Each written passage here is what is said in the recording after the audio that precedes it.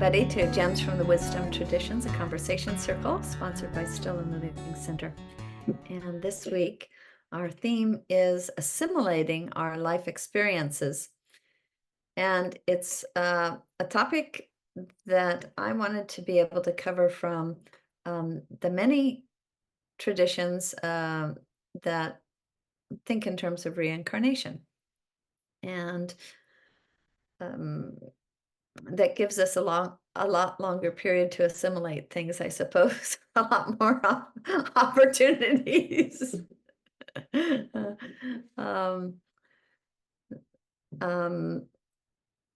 If you ever have the opportunity to go back and listen to a talk that Jim Tepfer gave at Gems from the Wisdom Traditions, it could have been the very first one that we had. He was talking about what's called the Pythagorean review. Pythagoras was a kind of a pre-Greek. He taught before the times of Socrates and Plato, and they considered him their great teacher. And one of the things that Pythagoras taught in very, very apropos to this idea of assimilating our life experiences is the idea of reviewing each day before we go to sleep at night. In fact, he suggested reviewing it 3 times to really cull through the experiences of the day from many different directions and at different levels. And when Jim Tepfer talks about it, he's with every level of the review, one's getting deeper and deeper to what's going on at causal levels in terms of how I conducted my day, in terms of my thought, my speech, and then my deeds. How did that go? And Pythagoras says to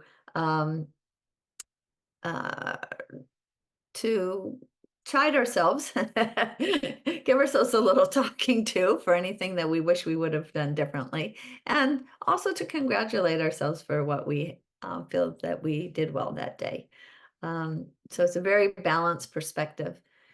And the idea is that in order for us to assimilate life experiences, we want to do some of that kind of deep meditation that we might call meditation. Sometimes we call it prayer, a sense of merging ourselves with a greater whole, with the divine, with the universe itself, depending on the perspective that one comes from.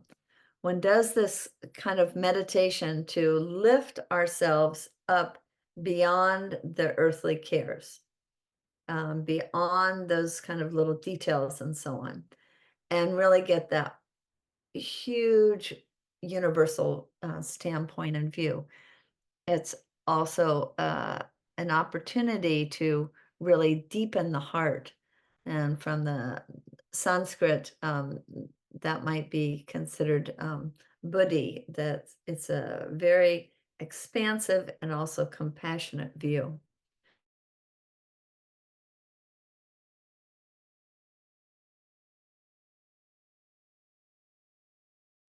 Renee, we can't hear you for some reason. I do.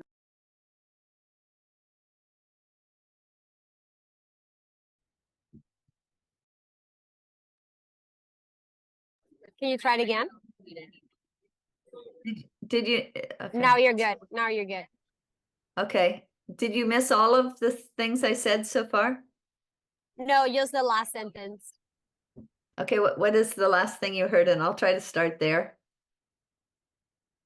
Diana, you're muted. Can you mute? The universal standpoint and deepen the heart, or something like that. Okay, yes. So in addition to this practice of taking ourselves up, out, and beyond, and also deep with that heart, there is a counterbalancing practice that is recommended by Pythagoras and the people since him along those lines, and also from different ones of the other traditions, that we really do a very careful self-examination. And that is to keep ourselves honest.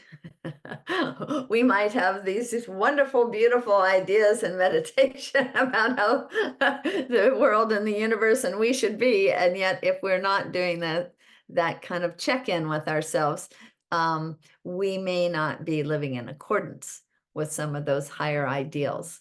So that's where this idea of doing that daily review comes in. The idea of doing that daily means that we're not, so to speak, brushing a lot of stuff under the rug as we go along. Every day we do that review, we check the boxes. And then it also gives us the chance to make plans for the future. Well, how did I do today? Yes. And what did I learn from it, such that going forward into the future, I plan to do X, Y, and Z differently. And so by doing that continually throughout a lifetime, the idea is that by the time we come to the end of our life, which is from all perspectives that I know of, a very critical time, is what's going on with us by the time we leave this mortal coil behind. What's going on with us? If we have been able to attain this high universal perspective, whether it's from prayer meditation, and also doing these daily reviews, there's not a lot left under the rug to come out and grab us by the ankles. I mean, ideally speaking, we will have pretty much settled our books. You know, we'll have made things right by the end. And not only will we have done that, but also we've just really, really raised up this whole level of wisdom, the wisdom of how to live in the world. We've raised up, and with us, everybody else with whom we've interacted, hopefully we've contributed a little bit to their life wisdom as well. So that it's not that we're leaving at the same level that we started either at the beginning of this life, or if one thinks in terms of multiple lives, at the level that we ended in a previous life. We've boosted ourselves up through this assimilation of these life experiences, so that we are really working at a higher rev, working at a higher, a more numinal realm that will carry us through that between life time into the next life. Or even if one's just looking at it from the standpoint of a one life perspective, we're going to be having a different after death experience from having assimilated so well what it is that we have gone through in this particular lifetime. From the standpoint of different ones of the Eastern traditions, and I believe the Platonic tradition as well, there's a period between lives, and anything that we need to kind of account for because we didn't get it right. Any leftover, for example, angers or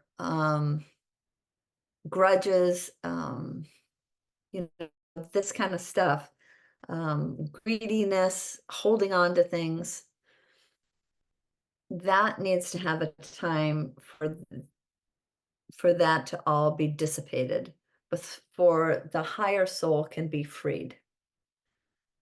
And then once the higher soul is freed from that, typically people will go into what I'm going to use some Sanskrit terminology. This time of having to burn off those impurities that we had clinging on to us from the past life is called kamaloka, has to do with our desire nature, and that needs to be, we have to let go of all those desires that were holding us, or holding the soul down. And then we would go into something that's called Devachan, and Devachan is more of the godly realm, and it corresponds, from what I can understand between the different traditions, very much to a heavenly state. And in it, all that we idealized, all that we dreamed of, all of our best wishes for humanity as well as for ourselves and everybody that we would want to be with, including everybody that we wish we might have missed, we might have met, if I would love to have talked to Shakespeare or whatever. that would be there. And it's a time for all of these things to come to fruition that we didn't have a chance, for whatever reasons, to bring into being.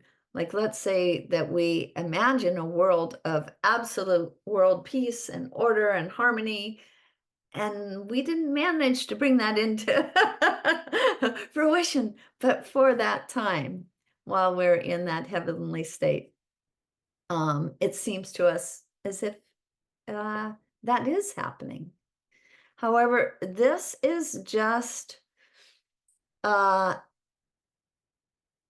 subjective state that we've created for ourselves over the previous lifetime. We've created it, we play it out until it reaches its logical conclusion, and then it's time to drop into a new life.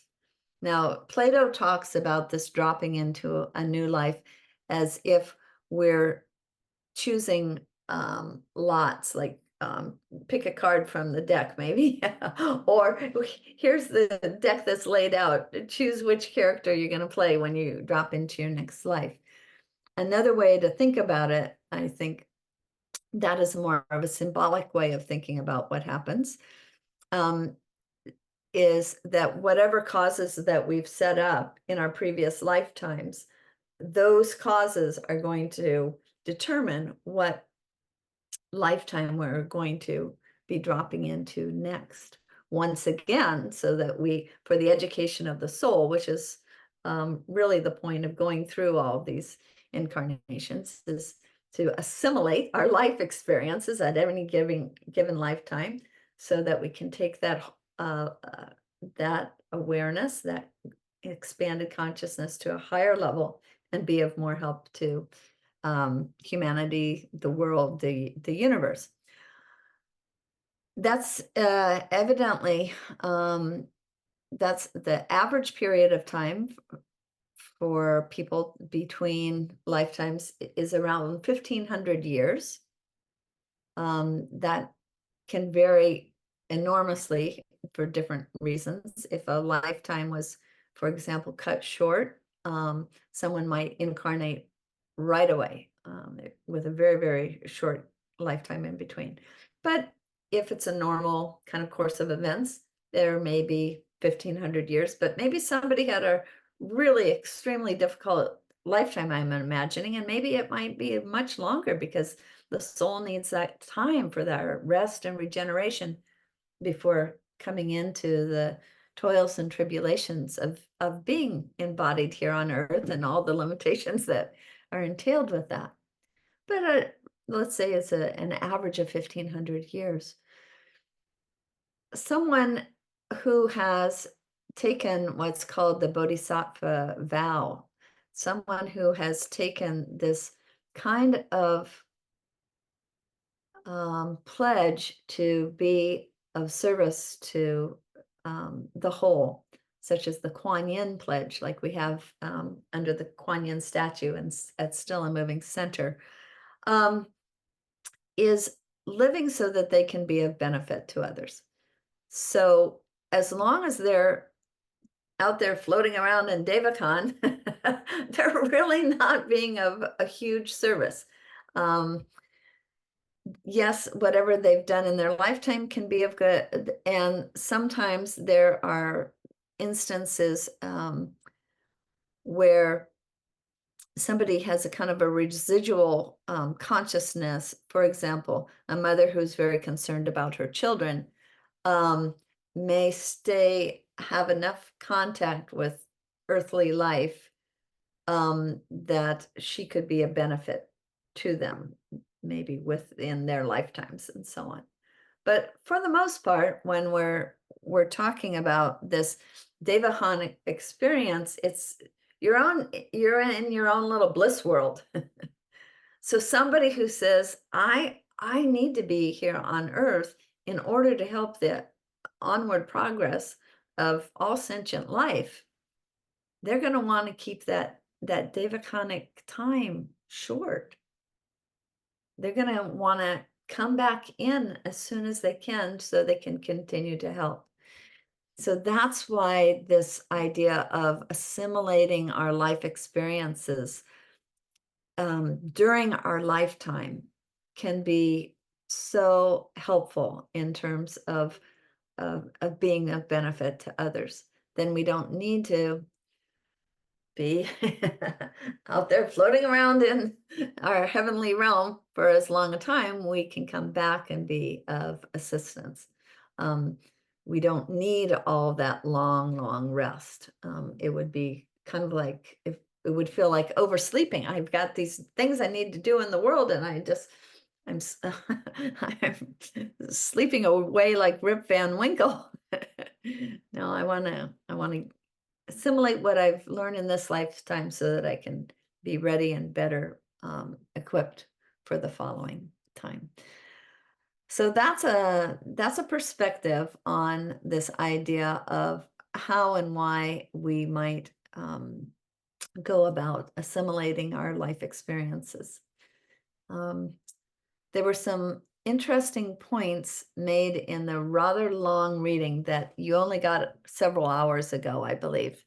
And I don't know whether anybody had a chance to look at it. If you have a chance afterwards to look at it, I'll just mention one of the points that I thought was very interesting about it is that if we do our daily review and we're assimilating what just took place the day before, what we're also going to be doing is casting ahead and making these kind of determinations, plans for the future. And so by having that clear casting ahead based on the learning from the past, the idea was that one would be even more ready to assimilate those future experiences because they were so clearly seen in advance, planned for, and of course, they're never going to turn out exactly like we planned for because there's all these other people and all these other events of the universe that are all intermingled with what's the kind of our line of life meditation, our arc of our lives is going to always be mingled with all these others.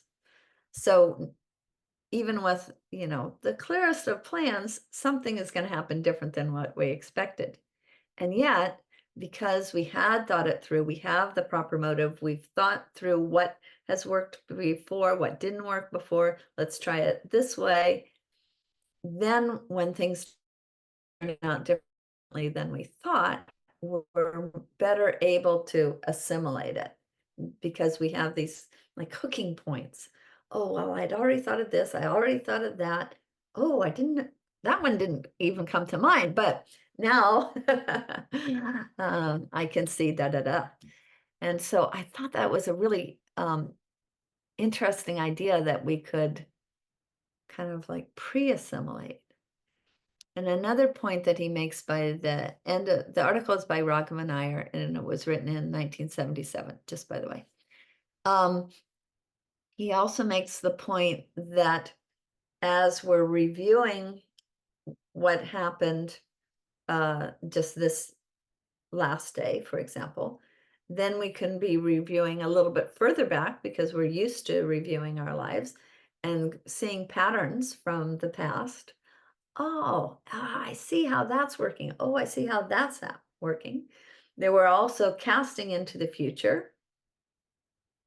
And so there comes to be much more of a continuum between the past still has this reality to us, and we are seeing these patterns, and the future, we're kind of actively moving into that while we're staying in the present moment.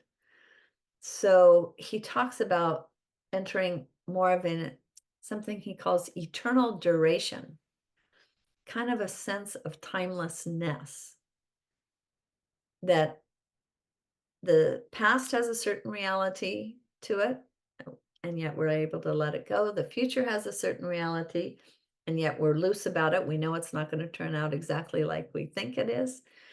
And we're in this very vibrant living present that is connected with both the past and the future. So it's a certain timelessness that we're living in. And that is a result in part of this assimilation of our life experiences. So now I open it up to all of you for your own reflections and thoughts, questions to one another. Dustin, it's nice to have you join us. I know you're at the front desk. Thanks for being here. Thank you, Renee. I've missed you, and I'm glad that I wasn't able to spread my germs at the center this week. But I love that we're able to share different perspectives. It's such a growth for myself to be able to hear different things, and it really does parallel a lot of my Catholic tradition too, because we have purgatory, where souls go after they have died, before they're acceptable to get into heaven with God. And it's the same type of thing where what do you call, there's the saying that gold is purified in fire. And it doesn't necessarily have to, there are different people that have had visions of what purgatory is like. And it's not all fire and brimstone. It's not a version of mini hell, but it's like you're in a fog and you can't find, nothing is clear. And slowly things do start to clear, and you're able to see what's happened in your life, what you could have done better. And we also have family that prays for the souls in purgatory, because the souls in purgatory can't pray for themselves. They can't pray, they had their time on earth to do good. And so we pray for the souls in purgatory, and they can pray for us. They can't pray for themselves, but they can pray for us. And so that's something that just struck me right away when you were talking about the Devakan. Devakan, yeah. Devahan. So that was very, that's what struck me. So thank you. Yes, yes. For me, I actually have never heard about the 1500 years before lifetimes and all that. That's not some. So I love that I'm learning, even from you, Mary. It's like all these different perspectives and ways of being, and I do work with past lives, and one of the things as part of my assimilation is noticing the wounded stories that I tend to be reactive with. And a lot of my wounded stories, actually, I believe, come from previous lifetimes, that I have to be afraid, or to share my love and light meant I would be killed or banished, if in many different lifetimes. And so I in the last, say, 10 years, I've been doing a lot of more past life integration in energy medicine, and working with how do we transform or be aware of our wounded stories, and how we become reactive. And so for me, part of the assimilation is, oh, I'm feeling fear again. Well, is that really something I need to be afraid of? Or is that, for me, it's a reminder to surrender to divine love, that there's so much fear in the world right now, and so much angst and pain. It's like, I can do my part and I want to do action, but I have to surrender and trust it's for my highest good, or the highest good. And it's like, when I do the assimilation every day, I think for me, the meditation is really important, because I do it at morning and night. But I think it's really important because it really touches into that depth of unconditional love and being. And I don't know what I really think about purgatory or the space in between. I don't know about all that. But what I feel is that we become one with everything. We are one. And when we move back in to this oneness, it is filled with love. It's whether it's Jesus, God, divine love, or family and friends. It's like, will I recognize them as we are? No, but the energetics of it feels like it's really important. And one of the things I've been working with for myself is that all the lessons we have in this lifetime have been chosen by us in the Bordeaux, or in this space in between, when we come down to earth, because those are lessons that are going to help us open our heart and love even deeper, and surrender deeper, and live with trust. And when you talked about living the timelessness of the now, really, for me, practicing living in just this moment. And yes, I'm aware of the future, I'm aware of the past, but I can get caught in fear in either one. And so it's like, how do I stay with faith and trust in this moment, being aware of that? And yet it's how I react and how I respond that's going to actually help me. And I think that assimilation process, the self-reflection or understanding of where does that, if I'm feeling so, where's it coming from?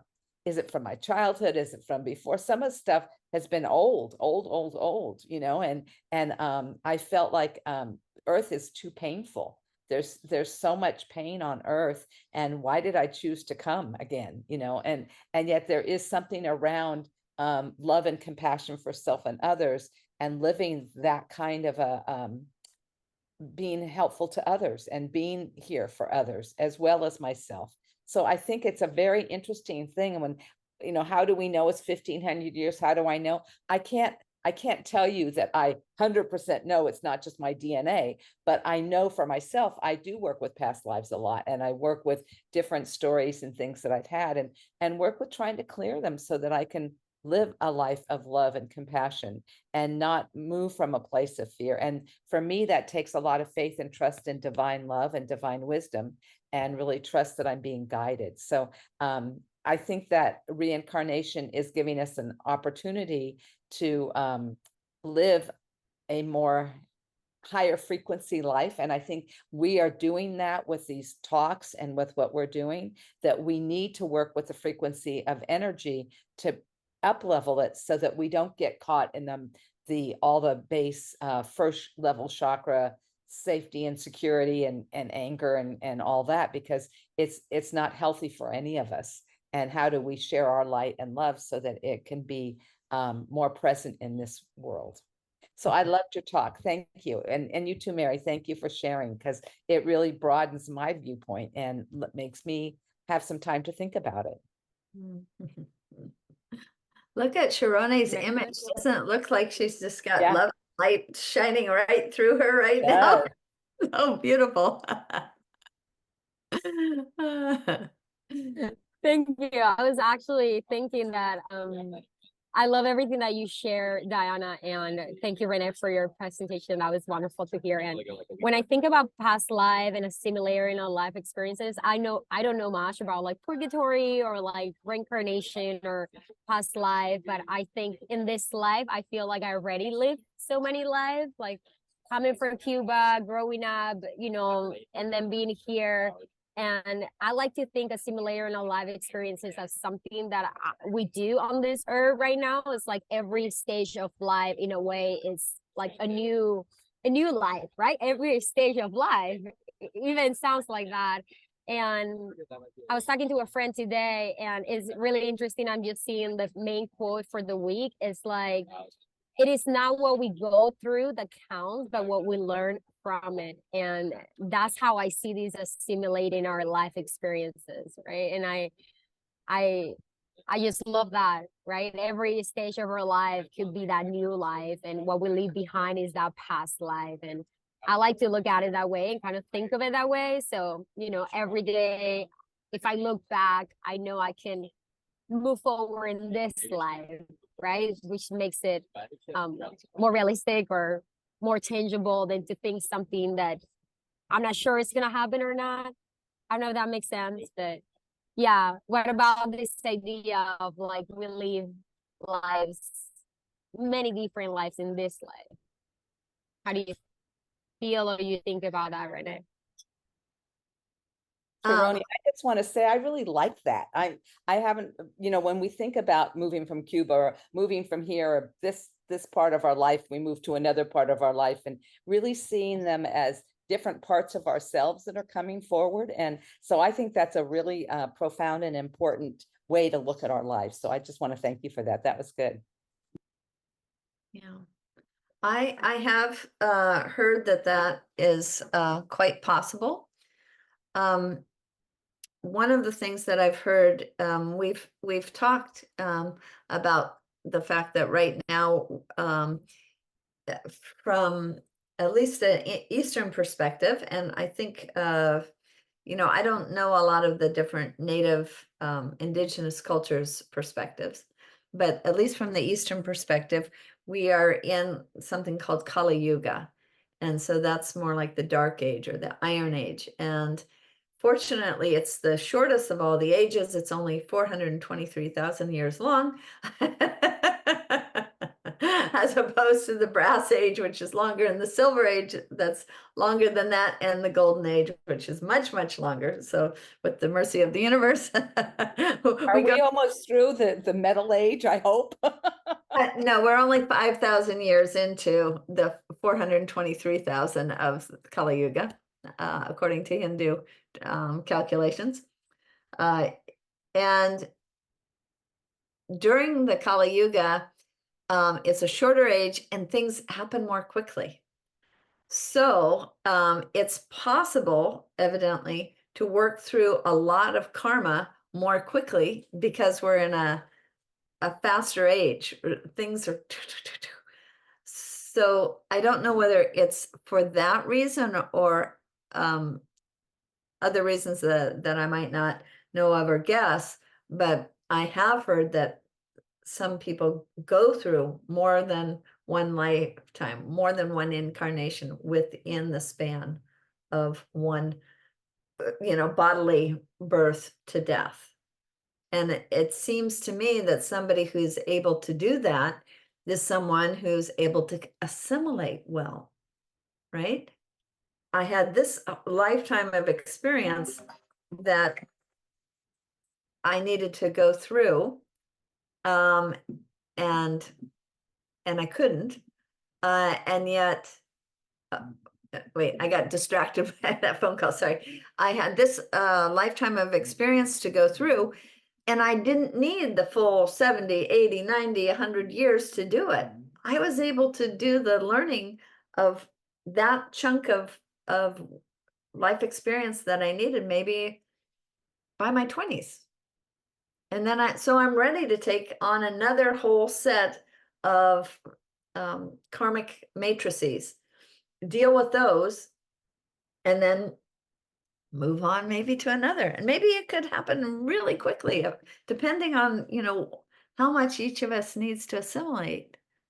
So yes, I have heard that that is possible to live multiple incarnations within one lifespan. It's a very mysterious topic. I don't know what it really and truly means, but I have heard that it's possible, and um, uh, I think the different ones of us feel that we've done that. That there's some thread soul that's us all the way through it.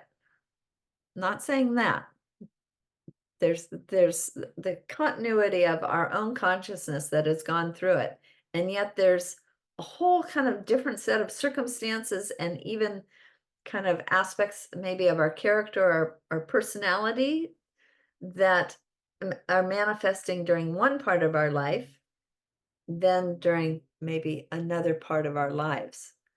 And and then yeah, it kind of feels like a yeah, different chunks, different chapters at least, if not different books, different chapters. Or maybe not even different books, but like different uh, sequels, you know, like if you have a trilogy or something. Same story, but different books. Uh, Dustin, I'm not sure how much you're able to tune in, and if you have any comments or questions you want to contribute to the conversation.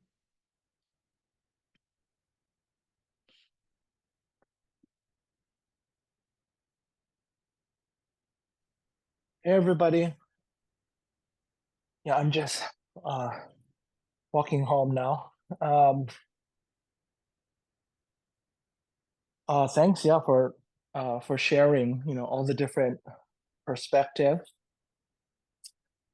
It is a really interesting subject for me, being raised in a very Bible-based sort of home. You know, we were really taught and ingrained just only one sort of option when it comes to this life and what's next.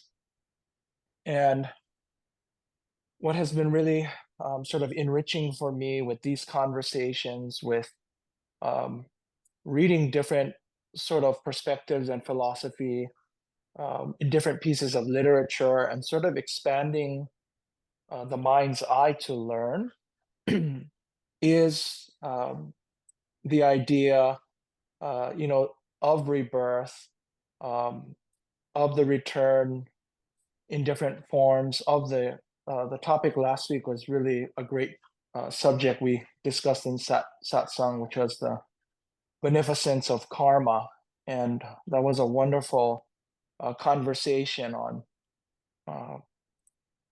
I would say the main piece was how in sort of societal general conversation, the reference to karma in many cases can be negative. You know, people will tend to reference it like, oh, you don't want juju, you don't want bad karma, or karma's a you know what, things of that nature. And so it was nice to sort of reframe it and ask, you know, what can we do in this life, in this moment, to really generate good karma, and to look for opportunities to take action, to have intention, to make decisions in this current present form right now, in this moment, in this lifetime, to really be good stewards of good karma. And so I'm not sure my whole view, you know, on a biblical based sort of idea of this is our moment, and then there is eternity in another dimension or in another form forever. Or you know, the idea of regeneration, rebirth, a new experience, perhaps in a new form. And there was another really interesting conversation that I was having with someone, and we were talking about sort of different lifetimes and different iterations of ourself going, traveling from the lower self to the higher self in different lifetimes. And there was this idea of just the finite idea that this is the only life that you'll ever have as you, as this current self. And so if this is your one chance, your one moment, like what would you really, and I read the email that you sent. There was a similar sort of concept in part of that email that you sent out, Renee, for the preparation for gems. And I love, as scary as that is, I kind of like that idea of this is the only chance I'll get as me in this form, as this self, in this moment, in this lifetime. So what are you going to do with it? Mhm. And I think that's just so powerful. That just, even as I state that, it really shifts the thinking. It just shifts the emotion. It shifts the perspective.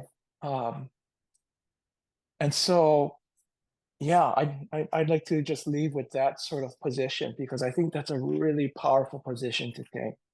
Yeah, yeah.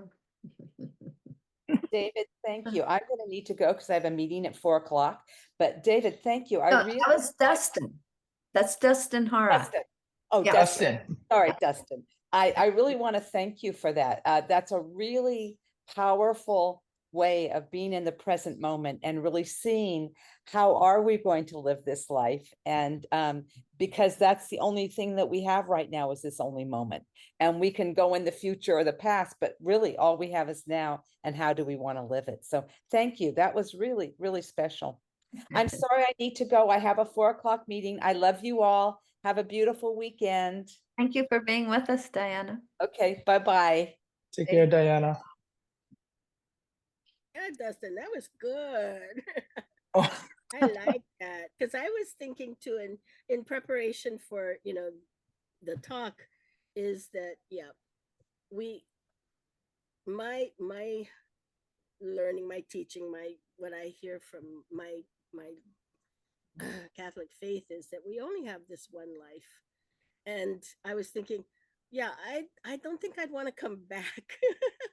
Once I've done my time here, I want to be with the Lord. I want to be in eternity, in peace, in beauty. And that's what my God wants for me and for all of us, is to be without pain, without sickness, without worry, without temptation, without jealousy. He wants us to be with him just forever and ever. So I was thinking, yeah, I'm happy to just have one life. But I do believe, like Diana was saying, I think it was Diana, that we do have wounds from past. I'd say it's in our DNA. I think that's kind of what, you know how did the cavemen know, oh, the saber-toothed tiger is going to get them if they didn't watch out, or if they didn't see the signs. And so it's all wonderful. It's a beautiful passage, a beautiful travel. And I'm so grateful to you, Renee, really, for offering this chance to learn other perspectives. Thank you. And Dustin and Sharoni. I think one of the aspects of assimilating our present life and our present circumstance right now is that's keyed in with this idea of the beneficence of karma, which, by the way, is something that Christ absolutely taught. As ye sow, so shall ye reap. I mean, that's karma right there. And why? So that we can learn. And so so what we can do with the perspective of thinking of, like, if the whole purpose of what we're here for is our soul's education, then how do we even label something that's good karma or something that's bad karma. If the fact that it is painful or unpleasant, if I am, because of that, able to assimilate and learn, oh my gosh, I understand why that happened. Is that bad karma? I don't think so. I mean, to me,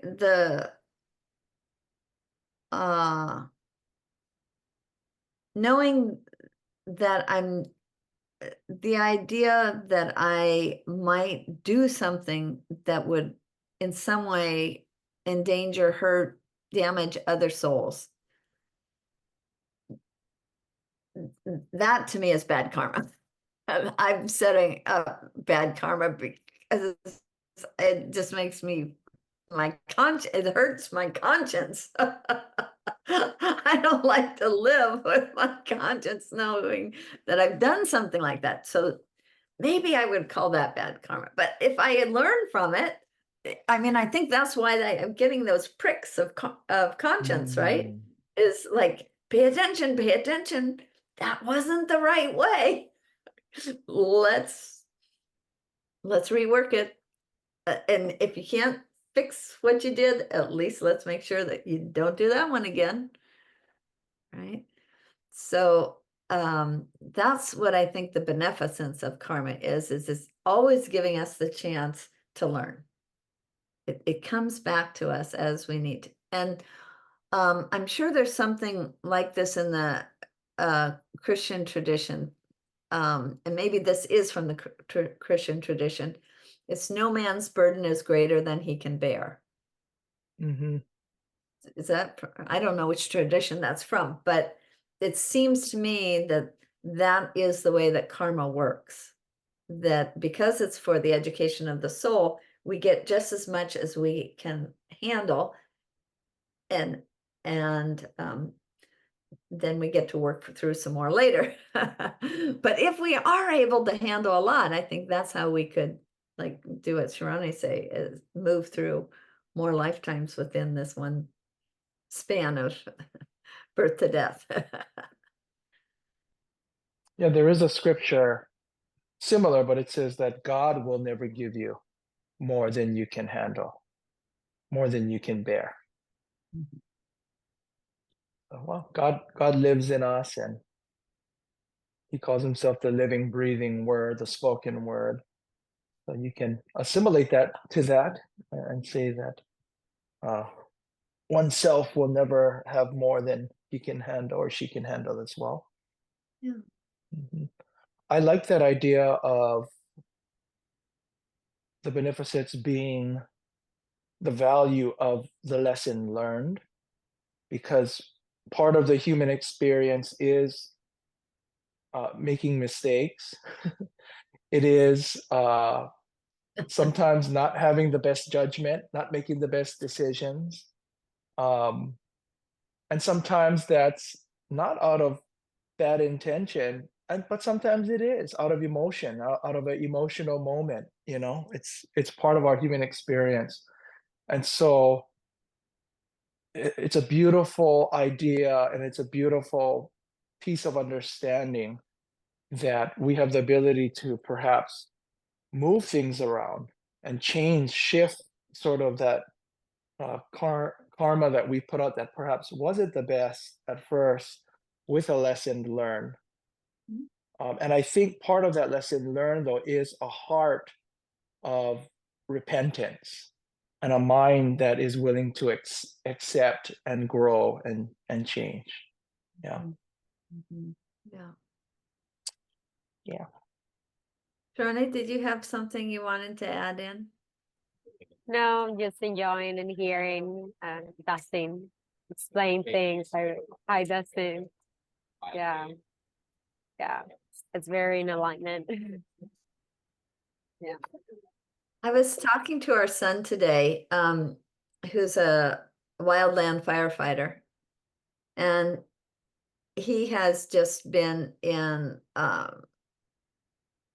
14 days of a tremendous fire, wildland fire. And it's the kind of thing that you don't just stop because it's a certain time on the clock. You have to make sure that you have completed whatever task it is that, for example, when they're trying to put a perimeter on the fire by digging to bare dirt that the fire can't jump over. They have to be able to reach a termination point that the fire won't be able to do an end run around before they end their day. So they're working in sometimes 100 degrees heat. They're fully clothed except for their face. They're carrying 50 pounds of equipment, and they're going up steep hills. And they're getting something like 4.5 hours sleep often.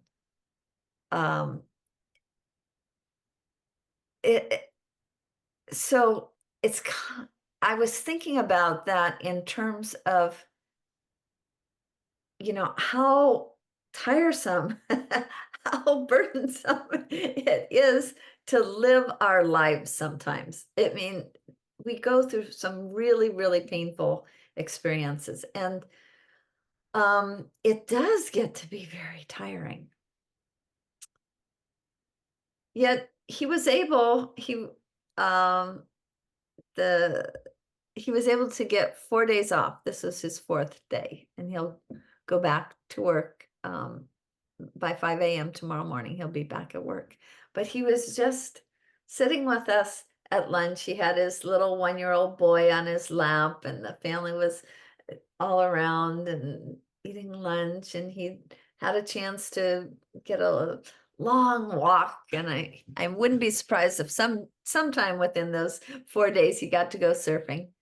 And he goes, you know, I feel recharged. I'm ready to go back. I couldn't have asked for more. This was wonderful. I'm ready to go at it again. And I kind of feel like that's probably what the cycle is like.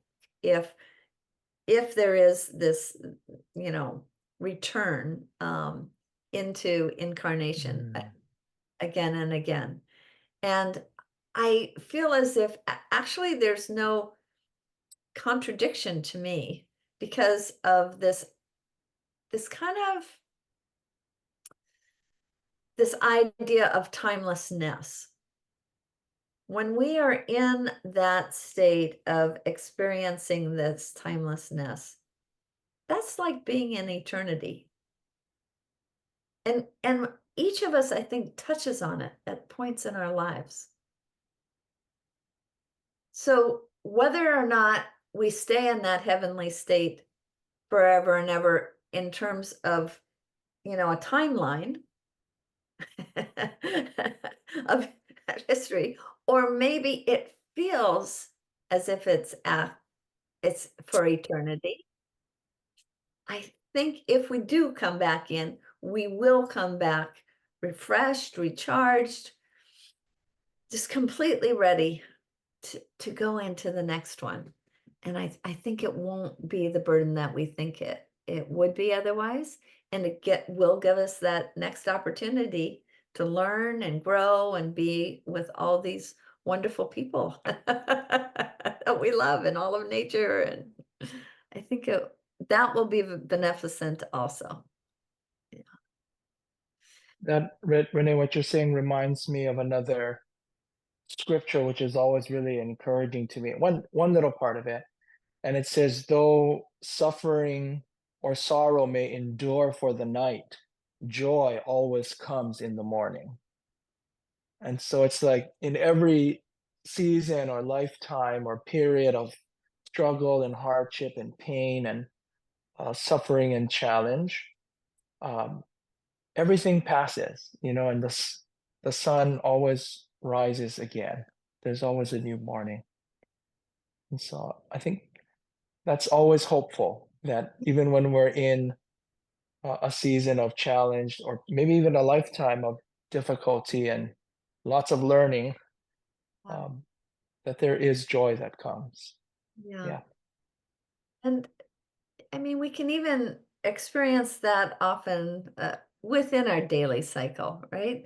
Oh yeah. Sometimes we just fall into bed and it's just like, oh, I need this rest so much. Like when I find a big mess and then I get very upset and angry and sorrow, sorrow hits me and then frustration, but then I clean it up and then and then I'm joyful and I'm started again.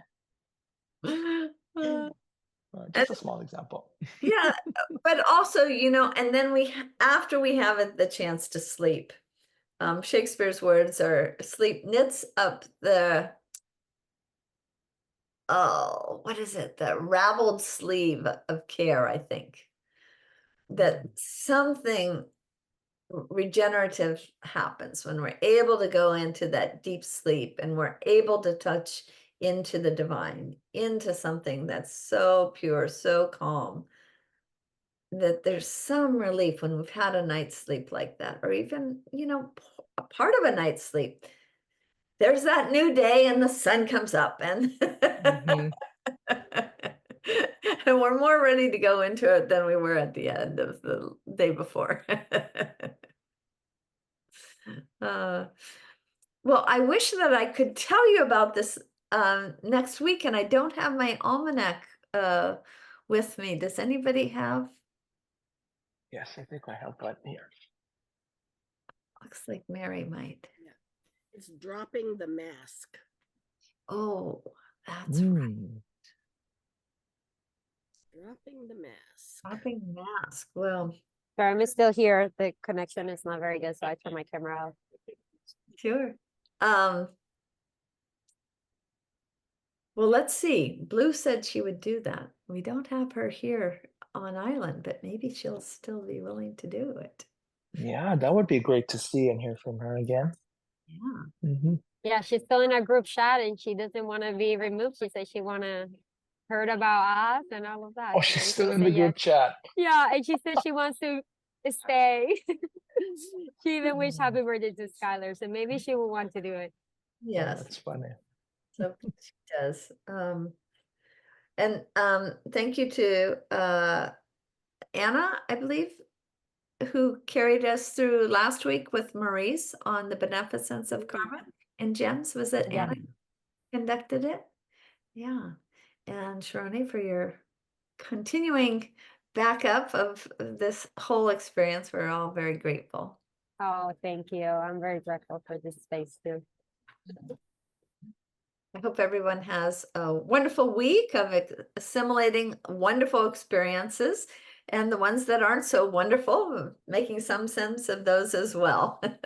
And real quick, both of thank you to you, Renee, for hosting this space and the beautiful presentation and always being so open to share and open to conversation. Oh, well, I And share your wisdom.